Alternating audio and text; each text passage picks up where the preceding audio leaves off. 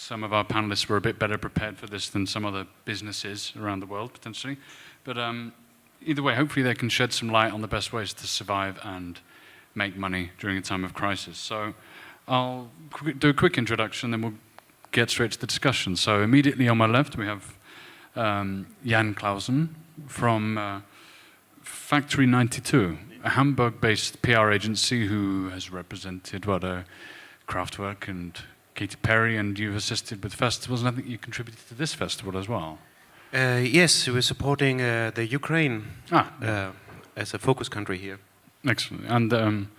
And you also represent Secretly Canadian as well, yeah. And then we have, in the middle there, we have Julian and Nora from Anger, who just won the Amadeus FM4 award last night, so congratulations on that. Thank you. Thank you. Thanks very much. And then at the far end, we have Tillman, or Mandy Mozart, who co-runs a unique organization that will, well, I guess you can tell us a bit about it in a minute, called Vienna Struggle, based here in Vienna. So I guess my first question I thought would be the most appropriate way to start was if you could just take us through, maybe start with Julian and Nora, if you could take us through a little bit of basically your experience of this last year, so how it felt when this pandemic started and everything that's kind of happened since, and the basic story of how you've made it through as musicians for the last 9 months. Yeah, thank you. Thank you for having us. We're very happy to be here. And yeah, we are very happy to be still here. It was very hard, to be honest. When we heard about isolation in March, we had 25 shows planned all over Europe, which were our income for the next months and so. And yeah, they all have been cancelled or postponed. So yeah, you can imagine it's very hard. And so for us at the beginning, we had to deal with this, like, yeah, no income, but also like you don't know what to do, right? Yeah. It was free time for us, and we are not used to that. So, but then after some time, we really enjoyed it. Yeah, we started writing new songs and new stuff, and we had lots of space in our minds, because we don't had to think about concerts or stuff like that, and so it was a really good time. Yeah. But it's from a financial standpoint, I guess you lost, like you said, 25 bookings you had, and they were all cancelled. Mm. But so what sort of support was in place for you as artists here in Austria? Yeah, so to be honest, the first 3 weeks we were just writing applications to get money from all kind of organizations. Like we got a small percent of our of the, how do you say, the Of the shows. Yeah, of the shows. Yeah. Of the cancelled shows. Of the cancelled shows from the AKM and from LSG. Mm-hmm. And yeah,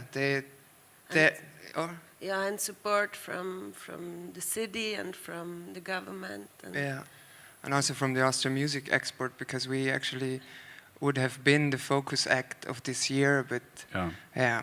And so we did a lot of applications to get a little bit of money, and that worked out pretty good, to be honest. Yeah. Yeah. Otherwise, we couldn't, do it. Yeah, I mean, well, I think that's. Well, I'll ask you a bit more about that in a bit. Okay. Then I guess. Also, Tillman, maybe you could introduce us to Vienna Struggle, and then take us through a bit of what it's been like, because I guess you've more or less been kind of getting started during this difficult period. Yes. So basically, I think music industry or art industry is in crisis always, or has been, especially last years. I could never do what I want to do in this industry at all. So I would always have to rely on sort of a secondary income. And even like when you think about the art industry and the industry that's running, there is certain mechanisms that really make it impossible, as you just said, to find some space, some headspace to explore ideas, to like recope, to meditate over it, and then create something from that. So my strategy, oh, now it's louder. I'm a bit in a rush. Yeah, I've been a bit in a rush because for me it was the opposite effect actually. During the crisis, like all the stuff I do for years just exploded because I've been working very digitally, and I've been also preparing for 2 years now an orchestra project that is trying to eradicate the conductor and the composer genius and work with more modular composition techniques and also with a different way of treating copyright or intellectual ownership on the whole process. So there's not like a texter, there's not like a scorer and that person that has this creative idea that gets in the end the AKM money or whatever, which I think is a very retarded system based from philosophies 200 years ago, which we also seen in Max Planck Institute, that you cannot just take stuff from Wilhelminian Empire and apply it to modern science. It's really not working. So you have this autocratic rulership over intellectual ideas, which I think is not working at all in the technocratic world we're living in. So we set out to apply concepts from stuff like, what's that? Like quality management, stuff that is used in the creative industries, like in software industry. That's stuff that's used in car industry. Even Yamaha produces their pianos like this. They can produce one grand piano every 10 minutes out of the factories, and everybody can hold the production line and restart it if there's a quality flaw. So there's a different concept. And in creativity, it's still like there's the director of the Burgtheater, and then if that person is really genius, the piece is a success, and everybody else has to suffer if it's not. So we set out to define these small, like, we looked at companies like Pixar that produce animation movies, and they basically, they work with Scrum methods, they work with iterations, they work with teams evaluating their work on a task or on goal level. So that's how we also split in the end. Like, we're working on a system to split the ownership on profits or on the intellectual property, on the stakeholders on the stakes of this whatever enterprise or project or songwriting or composition or concert, and we split it amongst these evaluations, or with these evaluations amongst the budget that is like, it's a bit more complicated in the end, but like, literally that's what we're doing. And with this, we were able to, how to say, when the crisis hit, we were able to finally we got to work with these people that we wanted to work with, because everybody was working before, everybody had their gigs, and they're like, I know a lot of great musicians from all around Europe and the world, and I wanted to work with them for years. But it was simply, they were on tour, running from schedule to schedule, like from nightclub to nightclub, and there was seriously no time for them to like take a week off to do a creative camp, what I usually do. And suddenly they were all unemployed, and I was like, great. and I said, I have some jobs, I have some opportunities, and you will benefit in the end. Like, it's not like usually you start a creative work. Usually you start creative work and it's like, hey, let's do this together. Let's see what happens. And then in the end, there's big drama because nobody's sure who did what. And this is something that we tackled, and we did some stuff with that, and some of it I may say something about later. Well, but so what is your end product? Is there a performance or a composition, or what is the kind of output of this process? Yeah, so the showcase of this process is basically a symphonic event where you have in the end, if we succeed, we'll have 150 people on stage and in the auditorium, and that are performing or actively involved in this creation. But that's not the product that we sell, right? It sounds like any Gesamtkunstwerk project. Yeah. You have to invest from all sources of society. So there needs to be funding, there needs to be like ticket sales, there needs to be merchandise, like this whole, any money you can get to put into a whatever opera piece. And So our products are actually simple. We keep them. We keep the intellectual property. If we have like a development on the side, when we're trying to reach this goal, like we're possibly going new ways. So there's products evolving from that. Like there was some time in the orchestra there was no double bass. So somebody invented a freaking double bass and somebody else made money of it. So we want to keep that intellectual property and make money of that and then reinvest it into our orchestra.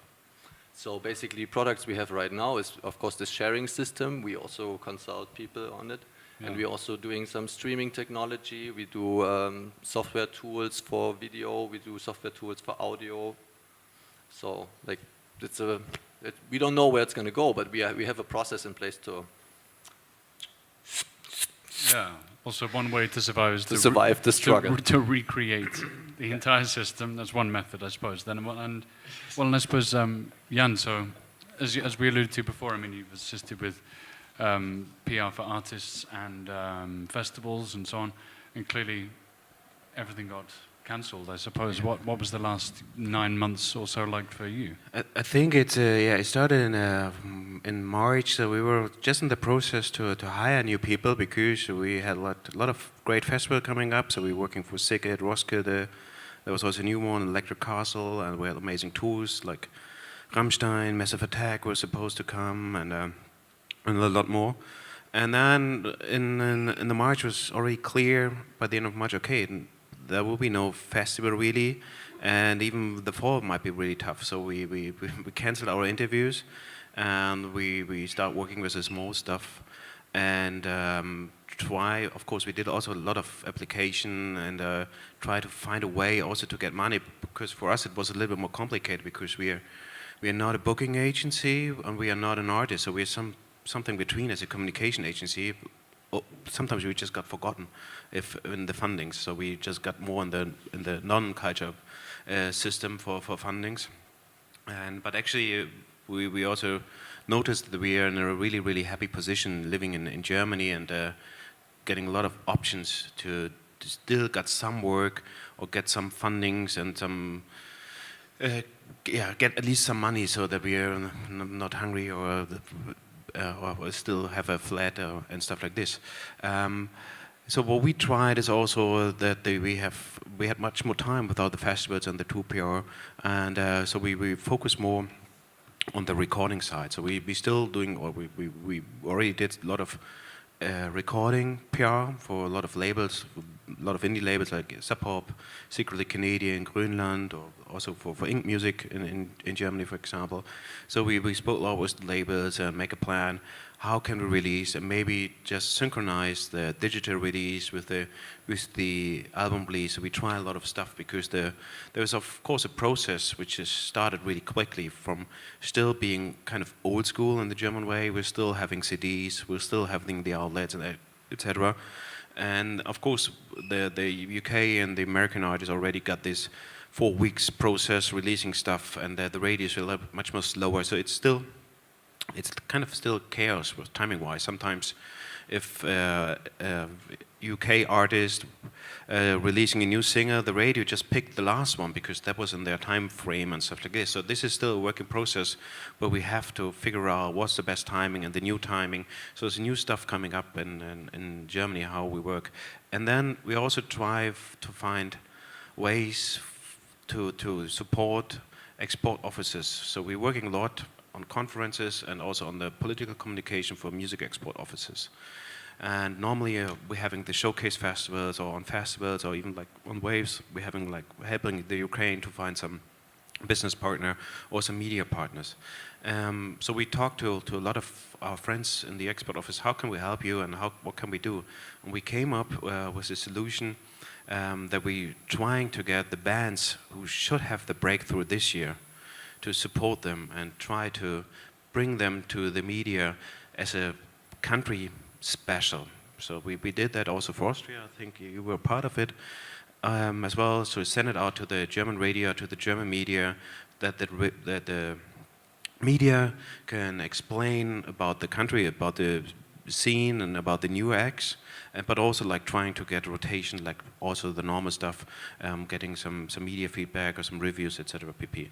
So, and we did it for a couple of countries, and I think it worked really well. So that some of the bands got picked and our countries got picked. Well, this leads to what I wanted to ask about next, really, which was, listening to some of the conference, some of the talks we had yesterday here as well.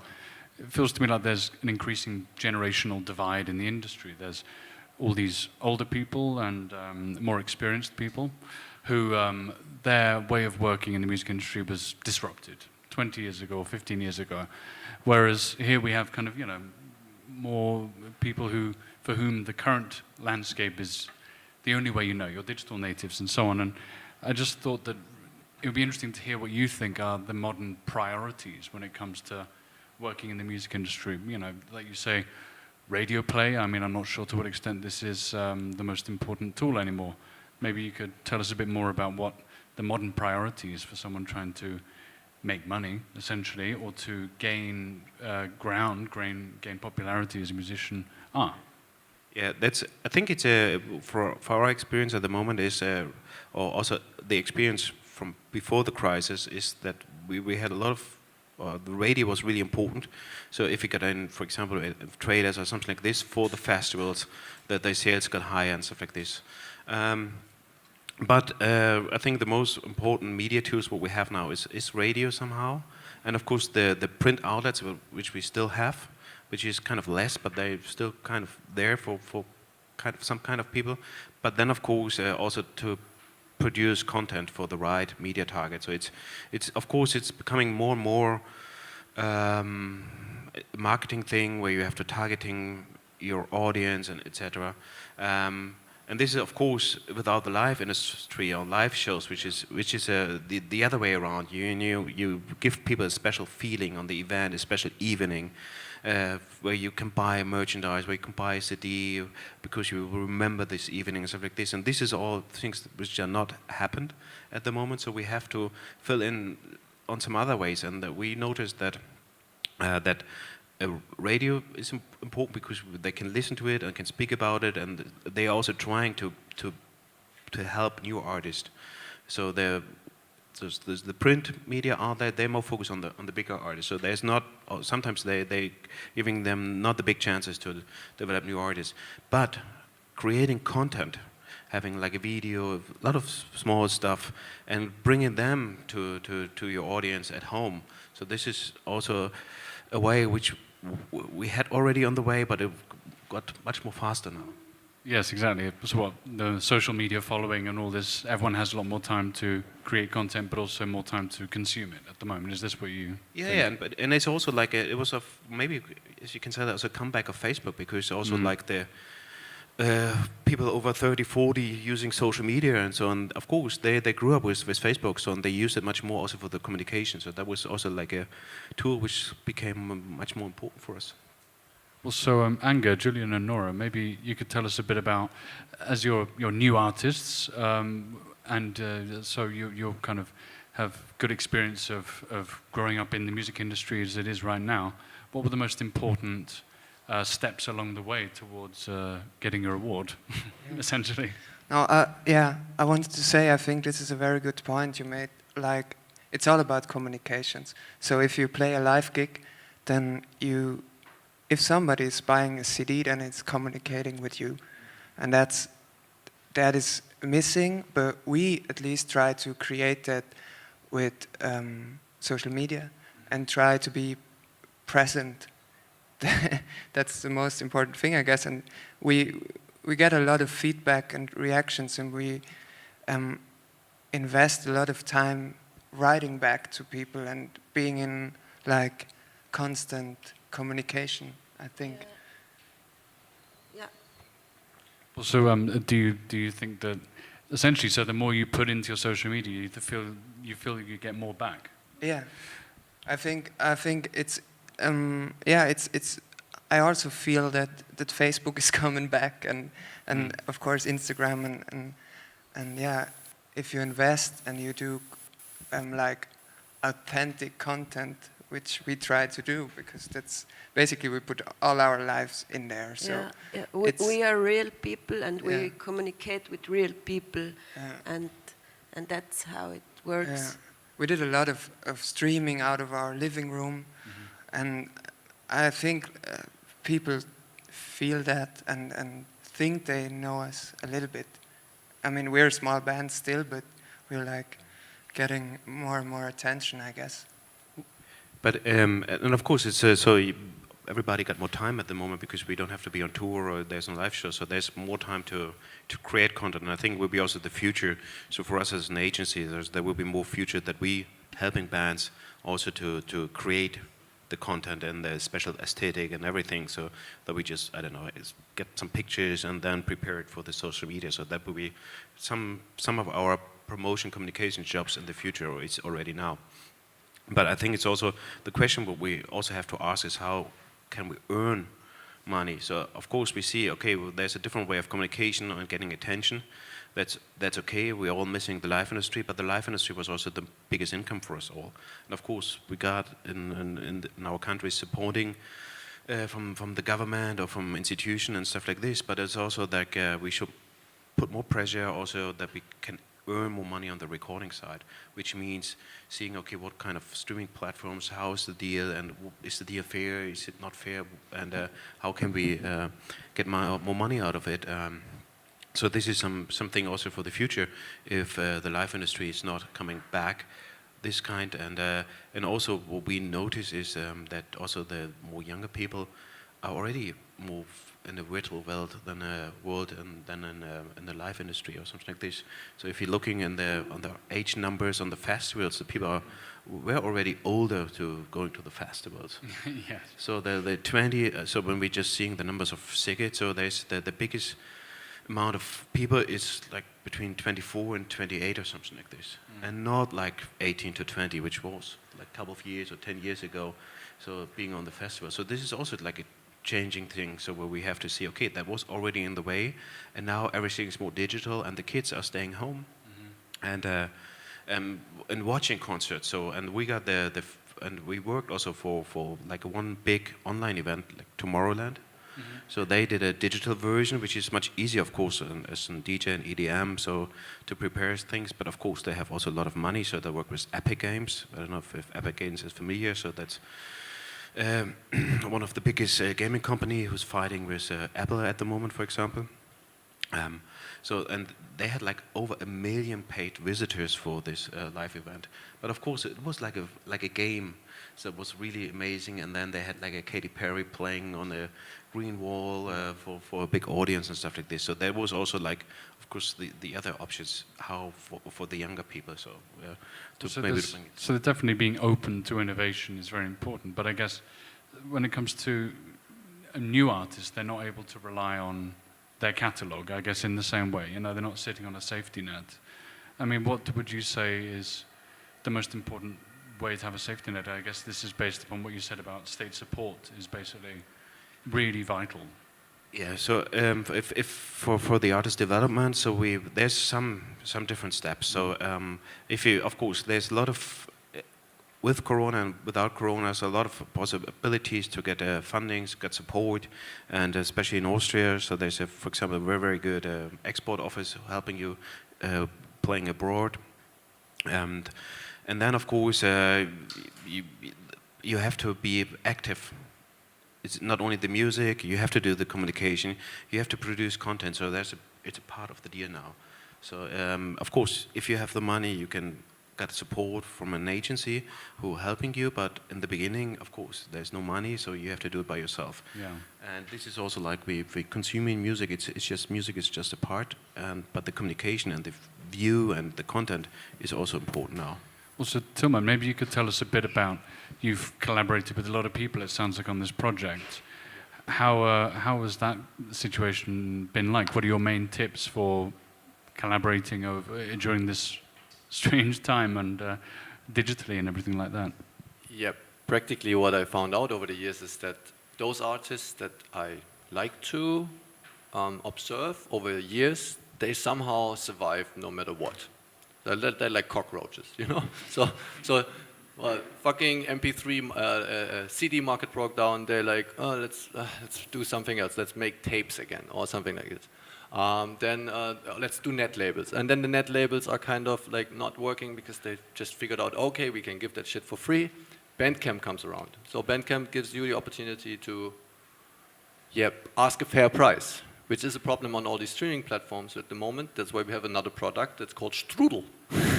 It's a very, very bitter thing at the moment, but like practically what we're trying to achieve is to give a similar thing, give opportunity on the technological side. Like you said before, like integrate VR experiences, have different locations trying to interact with each other, have multiple cameras and so on, have like these tools that are usually just affordable by big ass companies like Tomorrowland or whatever, EDC or what should call it. And so we're trying to put these tools there on an easy, for low price. And also we just, we give them the opportunity to create content, and that content that has the quality that people will pay for it again. So like a Twitch streamer, if they have a certain content, people are willing to pay. So this is the problem right now. We are used to this free consuming of marketing material. So music is not a product, it's practically marketing material to, I don't know, market for your gigs or something like this. So I always thought it's very boring to make single videos or music videos that just like float around the internet for a week and then you play one more show with it and you do the next one. And who's that? German film director, whatever, Wim Wenders, he just said like years before, like I had to do every 5 years I do one movie. Now I feel like I have to even wait longer. He said like, yes, the industry asks you to do more, but it's like, it just evaporates in the air. So what we're trying to do is create proper content, get a streaming site from us or ask for support from us, and then we take like 7% of the deal, and you just wait for a year to do your fucking performance. Just like don't do 10 shows, just do one proper show and ask your audience to properly pay for it.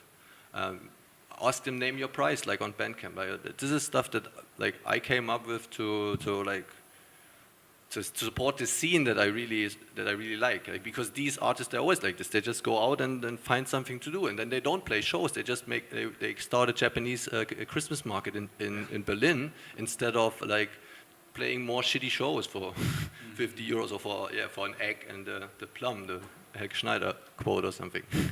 You know, seize the means of production, basically. Yeah, seize the production, because obviously nobody's paying for it. Nobody wants it, because, so then you just like wait till you have the resources to do something bigger and then ask for that. Like, don't go with the flow, I say.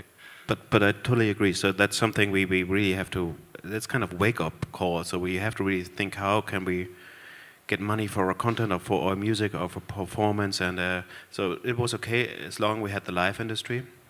So that was okay, but now without live, it's a really, really tight time for everybody.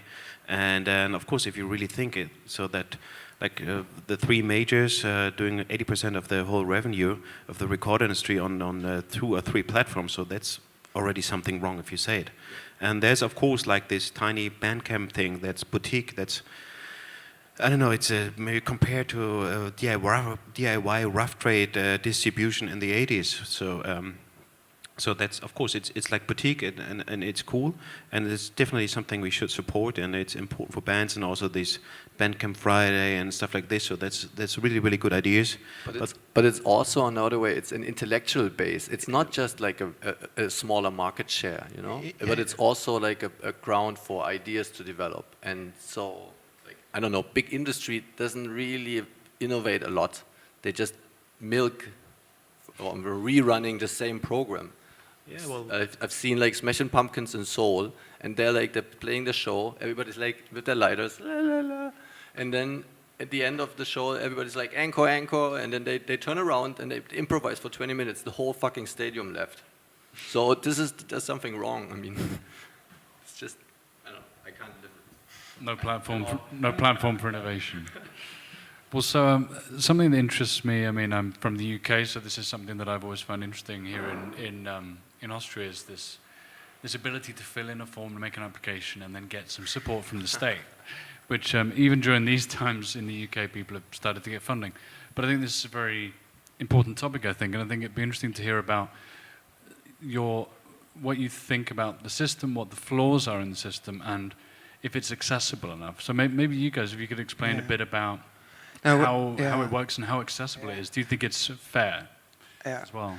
I have to say we are originally from Brixen, which is part of Italy. Yeah. And I have lots of friends who are artists in Italy, and they don't have this kind of support. So we are very privileged to be in Austria or in Germany. I think it's the same thing, to have those systems that support you.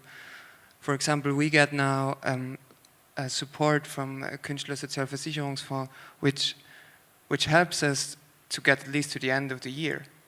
And it was not hard to get it, because that's also a thing. To write an application is work, and some people don't do that stuff. I know lots of artists who can't do it, not because they're too lazy, but they just, I don't know why. But I think we're very good in writing applications now. and so, but yeah, I think it really works very good, but I don't know if everybody's seen in this system, you know? Yeah. Yeah, and for me, it worked out good, to be honest, and I'm very privileged. Well, so a very simple question. How did you find out about it? Is this something that you just knew about, or did a friend tell you, or? Also, no, we have a management which really tried to help all bands they are managing to survive, and they were the first to tell us where we have to write our applications, and this was and how. And how. Yeah. And they also supported us, like they don't take any share at the moment, and that's because at the end they need us. Yeah. Because if you're management and you don't have artists, what are you for? So yeah. Jan, please. I think for us it was. I think we learned a lot also so to talk to the politics. So because in the beginning, I remember there was a big meeting with all the culture minister of the federal states in Germany, and when they came back, so they make a notice that okay, so maybe this year you shouldn't play the long Wagner songs, maybe the shorter ones, and you have breaks when you have more breaks when you practice with your orchestra, and it was like okay, that's only about classical music. There was no word about the club scene. And this is of course changing, and of course, which is totally normal for us, that when we're having a concert with 1,000 people, that like 40, 50 people working for it, people from the politics didn't know that. So and this is still a process, and we got a demonstration like a couple of days ago where all the crew members and technical people and tour managers also applying for money, and they have to find a way to support them, because the whole culture industry need them, because if we're having concerts but no crew anymore left, so then there will be no tour. So and that was really a lot of power with Herbert Grönemeyer, which is a big artist in the German-speaking area, so did a speak there and everything. So so we learned a lot. So the politics learned a lot about the pop culture, and also the pop culture learned how to make structure, how to make lobby work and stuff like this. So this is also like a process. If you've seen something good, this is maybe a good thing, that the process is much more. But getting money on application in Germany, it was kind of complicated, because we're having this federal system.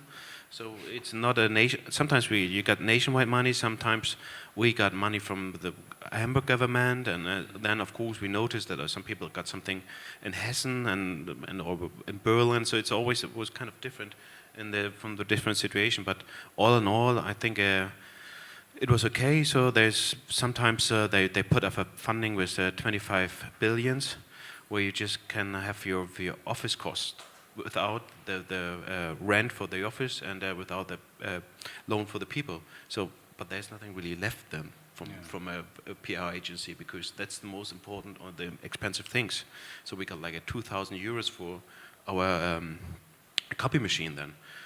But of course, it's cool to getting 2,000 euros no matter what. But of course, so they only apply for less than $1 billion. So there's still 24 billion in the budget. So and then of course they learn, and hopefully they will change it, that people can apply for more in a different way. So but it's definitely been a big learning experience. This came up in some of the talks yesterday here at Waves as well. That a big learning experience for society as well. They need to somewhat understand the bigger value of the music industry as well, and because I guess one of the biggest problems in places like the UK or Italy is that there's just no appreciation or understanding for the greater value of this. And like you say, if everyone downs tools overnight, then this means that it's the people running the venues, it's the people selling food to people before and after the gigs, it's everything. And I think it's also different if we just talked in the morning about the US, so there's no trust in the government.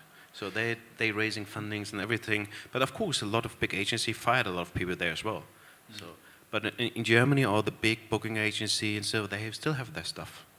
So because of course they get support from the government. So we, in a way, we trust, and we're in a luxury position. Or we worked with, we did a compilation for Israel artists. So they also don't get any fundings, no support, nothing. So they, and of course, at one point they had to do concerts for living, so Yes. to earn some money. And now they have the lockdown again, so it's also like, okay. Well, something else I wanted to ask, I mean, and then I want to see if there's any questions, I guess, but something else I wanted to ask, any of you who wanted to respond, is essentially, what do you think about the idea of support from established artists and the industry as it's established today? Do you think that enough is done, or do you have some wishes that you wish that could change in the culture of the industry? Because essentially new artists are the one who struggle the most. Oh, you mean established artists supporting other artists? That'd be Essentially. Yeah. What would be your hopes and dreams? What would be your tips? What would you want to see? Not just artists, but platforms. I mean, Bandcamp did such a wonderful thing. We spoke to them before today. Bandcamp did Bandcamp Fridays. This is a great move. I think some of the artists, big artists in Germany, like Fettes Brot or the Ärzte or something like this, they supported their crew, which is of course not a newcomer artist, but they paid the money which they normally had to pay on the festivals for their work. So they paid, I don't know if they paid everything, but like 50% or something like this to the crew. So this is also the kind of family support that they did, of course. Yeah, it's a cultural shift. Also, I don't know if anyone has any questions here, or if any has come through on the stream. Anybody? Lady here at the front.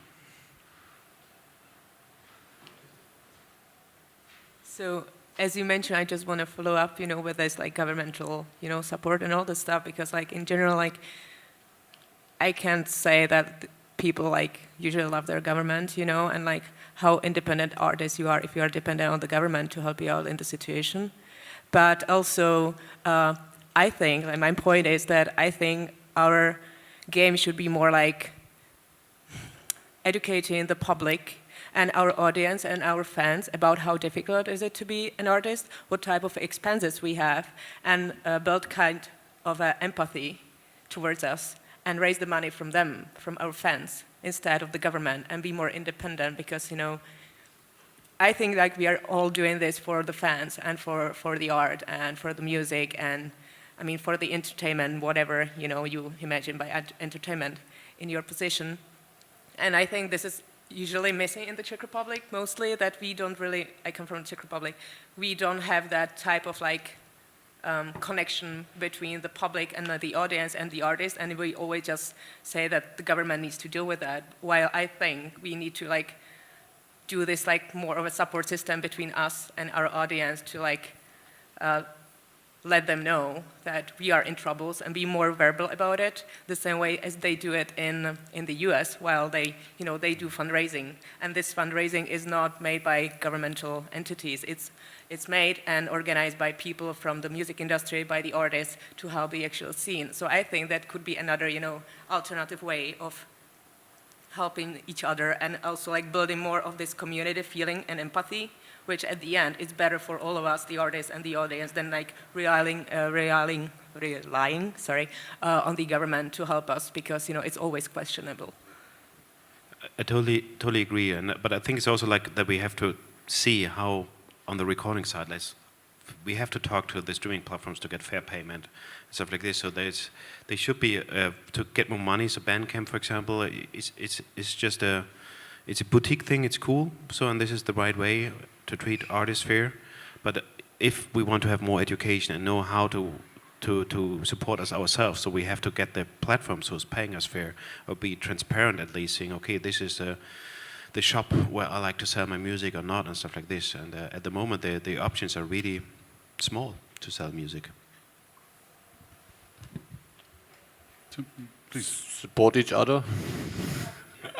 Yeah, and literally like forget about the fame for a moment because it's gonna be very temporary anyway. And if you want to do it in a long run, you have to rely on a infrastructure of friends and colleagues that you want to work with for the rest of your life. I mean, like, big, long-lasting artistic projects are not driven by greed or like ego. There may be some assholes in there, but like generally they're like companies. So I don't know, think like that. So maybe artists could start thinking about new ways to connect with fans directly. Like, again, Bandcamp's a good example, but there must be more opportunities in the future that we can imagine And I think to make this work. Yeah, and the events like this are also perfect to get connections from. What was that? The events like the Waves Right. are perfect. So you, as an artist, you can connect to UK artists, Ukraine artists, or German artists. So you're gonna meet each other on this kind of showcase festival, and of course this makes us more global, and connections should be there, and so that's also a good opportunity. So I don't know, do we have any more questions? Anyone else like to ask something to the panel? Okay, well then I wanted to ask one last thing, end on a bit of a positive note maybe. Bit of an odd question, but I wondered what you would say. Like, what was your favorite memory or best experience during the pandemic so far? What's been your highlight? I think I know you guys. Oh yeah, we had lots of highlights. We played a show on Sunday, a live show with real people, which was amazing. With real people? Yeah. They were in the same room as we were. What? And there was, yeah, it felt so good. Because then you noticed why you're doing this stuff. And we're actually going tonight to Italy or to South Tyrol to play a show tomorrow on a rooftop. It's a secret show, and people can stand outside, and it will be very cool. So I think that were my highlights. It's like almost getting back to normal is the highlight. It feels, it at least felt on Sunday, it felt like it's, okay, we are beyond that, but yeah, actually we are not, so, but yeah. I think we had nearly the same thing. I think one of the best moments was when we had the office reopened. And after like a couple of months, I saw all my colleagues after some months again in real life. So that was amazing. Just getting back together again, celebrating with the newly funded coffee machine. Yeah. Tilman, what about yourself? My best moment was when, like, we had a party planned at Club U on 4th of April called Petting with some people from Wienwoche, and well, obviously that was cancelled. So we just like, okay, we experimented a bit before with like playing music together at different locations same time. So then we send out small streaming kits like camera and upstream something, and had like 3 locations around the city. Plus we had like these Google Hangouts on the side, and we streamed them all into something that was like this huge melange of, I don't know, 15, 20, 30 people in one screen, all had different timings, and sound was overlapping, and browsers open, and that was an amazing party. That, like, after 2 hours into that thing, it went like 6 hours. After 2 hours, the people were really high. There was like butts showing in these webcams, and people started dancing, and you really felt tripping. There's some guy in the studio. Had still a studio in the 5th district. Some guy coming in is like, "What the fuck is happening here?" It's like, yeah, this is the internet, guys. Now finally people understand what I've been experiencing for years, and it was a fun moment. I was like, "Heureka, we got it." but it's not 4D. It's like going into virtual reality and spinning around. Yeah. So but it felt like a rave. So if someone wants to plan a party during the second wave, get in touch with you. Yes. You got the experience. Definitely. Yeah. All right, great. Well, then I think we can wrap things up there. Thanks very much, guys, and speak to you later.